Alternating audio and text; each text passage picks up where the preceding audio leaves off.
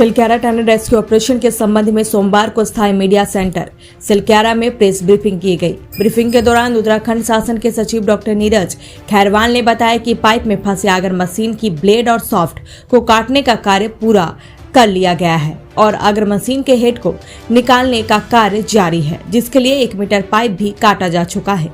आगे का कार्य मैन्युअली किया जाएगा। साथ ही NHIDCL के MD महमूद अहमद ने बताया कि वर्टिकल ड्रिलिंग का कार्य तेजी से चल रहा है। साथ ही उन्होंने बताया कि अब तक 30 मीटर वर्टिकल ड्रिलिंग कर ली गई है। आगे का कार्य भी पूरी तेजी के साथ ही सावधानी से किया जा रहा है। मैं doctor Neeraj Khairwal, secretary government of Uttarakhand. हमारे साथ हैं MD महमूद सर NHIDCL से और एडिशनल सेक्रेटरी भारत सरकार, DG इंफॉर्मेशन एंड SDRF।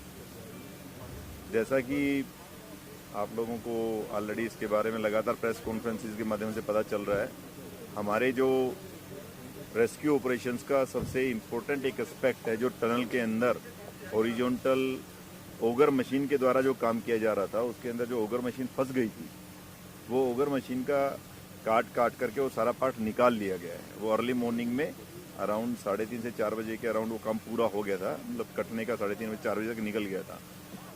लेकिन उसी मशीन का जो हेड होता है आगे, वो हेड अभी अंदर फंसा हुआ है। उसके लिए पाइप को भी काटा गया। जो मशीन के जो लास्ट पार्ट है उससे 1 मीटर पाइप पहले काटा गया है। 0.9 मीटर पाइप और काट करके उसका एक प्रोविजन रखा गया है। तो यू कैन से कि 1.9 मीटर के अराउंड जो पाइप है उसको कट करना पड़ेगा, लेकिन 1 मीटर ऑलरेडी कट किया गया है। 0.9 मीटर के बाद में पुश करने के लिए प्रयास किए जाएंगे, जिससे कि जो हेड है, हेड तक पहुंचा जा सके और हेड के चारों तरफ के जो और लोहे के सरिये, आप लोगों को फोटोज भी कुछ शेयर की गई हैं। आई थिंक आपको मीडिया ग्रुप के अंदर सभी को फोटोज मिल जाएंगी, आप उनको देख करके अपनी अपनी स्टोर उसमें डाल सकते हैं डिटेल्स के साथ में। तो वो सारा का सारा कैसे निकाला जाएगा, उसके लिए उसको पुश करने का प्रयास करके उसके बाद में काट के निकाला जाएगा और जरूरत पड़ने पर 0.9 मीटर का जैसे उसके आगे जाने के बाद वो पाइप काटा जा सकता है। और जैसे अगर वो पुश होना स्टार्ट हो जाएगा तो यही प्रक्रिया जैसे पहले की थी कि जो भी लोहे की छड़ें, जो सरिये होते हैं या पाइप जो मोटे वाले हैं, जो आप लोगों को पूर्व में बताया गया कि कम से कम काफ़ी हैवी डेंसिटी के पाइप हैं, तो उन सबको काट करके फिर आगे बढ़ा जाएगा। जिस स्पीड से पाइप का अगर पुश हो पाता है वो आप लोगों को ऑलरेडी एक्सप्लेन की जा चुकी है, तो इस चीज़ को रिपीट करने का फ़ायदा नहीं है।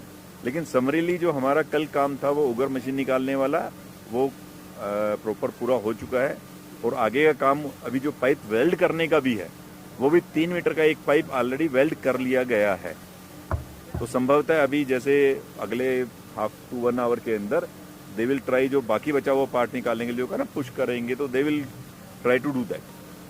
तो वो सारा पार्ट जैसे आगे प्रोग्रेस होता है, डिफरेंट सर्कमस्टेंसेस जो भी आते हैं उसके अनुसार वो अपना आगे का जो भी प्रोग्रेस के साथ में जो अल्टरनेट ऑप्शन है, प्लान ए ही चलता है तो प्लान ए बहुत अच्छी बात है, नहीं होगा तो plan B, otherwise plan C, वो सारे के सारे दे विल एक्सप्लोर दैट। बाकी जो हमारे अल्टरनेट ऑप्शंस पे हैं, इसके अलावा आप लोगों को पता है कि आज PMO से principal secretary PK Mishra sir, वहाँ से होम सेक्रेटरी भल्ला सर, हमारे chief secretary Sandhu sir, additional secretary Rao sir और जो यहाँ की टीम है, इन सभी ने पूरा सारी चीज़ों का विजिट किया था। सर ने सभी को बताया कि जो सेफ्टी है, सिक्योरिटी है, वो सबसे अटमोस्ट एस्पेक्ट है। जो अंदर लोग हैं उन सभी का ध्यान रखा जाए। जो किसी भी प्रकार से उनकी जो हेल्थ है उसमें कंटिन्यूस मॉनिटरिंग चलती रहे। उनकी मेंटल हेल्थ के लिए भी जितने भी हमारे साइकेट्रिस्ट हैं और एक्सपर्ट्स हैं, उनसे उनका काउंसलिंग और कंसल्टेशन लगातार चलता रहे। और उनके परिजनों से मिले, उनको भी उन्होंने अच्छी तरीके से बात करके बताया कि क्या चीज़ें चल रही हैं और बिल्कुल निश्चिंत रहें। तो ये सारी की सारी चीज़ें, इसके अलावा जो अल्टरनेट ऑप्शन है उसके लिए मैं रिक्वेस्ट करूँगा MD सर से कि ये आपको आगे की। नमस्कार। जैसे कि आपको अभी बताया गया, हमारा जो ऑप्शन 1 है, ये ऑप्शन A है, पहले से वो काम पे हम लगातार आगे बढ़ रहे हैं। जो ऑगर मशीन फंसा था वो हमने निकाला है। अब इसके आगे की जो भी और स्टेप्स हैं वो हम लेने वाले हैं। इसके अलावा जो SJVNL का वर्टिकल ड्रिलिंग चल रहा था काम, वो चल रहा है। आपको मैं बता दूं कि 30 मीटर ड्रिलिंग हो चुका है। हमें शायद टोटल 86 मीटर की ड्रिलिंग करनी है और वो काम अच्छे से चल रहा है। थोड़ी बहुत उसमें पानी आई थी उसको हमने डी वाटरिंग की है, और कुछ अभी कुछ पत्थर आ रहे हैं जो कि थोड़ा सा कठिन काम है, लेकिन वो भी हम ड्रिलिंग करेंगे। ये काम बिल्कुल ट्रैक पे है। इसके अलावा RVNL की बात भी जो है, हमारी हॉराइजेंटल बोरिंग जो है उसका मैंने कल आप लोगों को बताया था कि उसका कंक्रीट बेड बन रहा है, जिसमें हम टनल बोरिंग मशीन बैठाएंगे, माइक्रो टनलिंग करेंगे। वो 170-180 मीटर का बोरिंग उसमें करना होगा। वो हम उम्मीद कर रहे हैं कि कल परसों में वो काम हम शुरू कर सकें, क्योंकि उसकी मशीन इक्विपमेंट वगैरह सब आ चुके हैं, उसको हमें इंस्टॉलेशन करना है। और जो बाकी काम है इसमें जो कल कोई आप में से कोई पूछा था मुझसे कि एक और ड्रिलिंग चल रही है छोटे 8 इंच की, जो मैंने बताया था कि हम वो कर रहे हैं ताकि हमें रॉक का स्ट्रेटा का पता चल पाए। एक ट्रायल बोर जैसा आप उसको समझ सकते हैं, वो हमने रखा है। वो भी हमने 75 मीटर तक ड्रिलिंग कर लिया है, और उसमें जो भी हमें जियोलॉजिकली जो भी हमारे फाइंडिंग्स आ रही है, वो हम जो बड़े SJVNL की ड्रिलिंग कर रहे हैं उसमें हम वो फाइंडिंग्स हमारे लिए उसमें फ़ायदेमंद है। वर्टिकल दोनों वर्टिकल ही हैं, तो ये काम हमारे सारे अच्छे चल रहे हैं।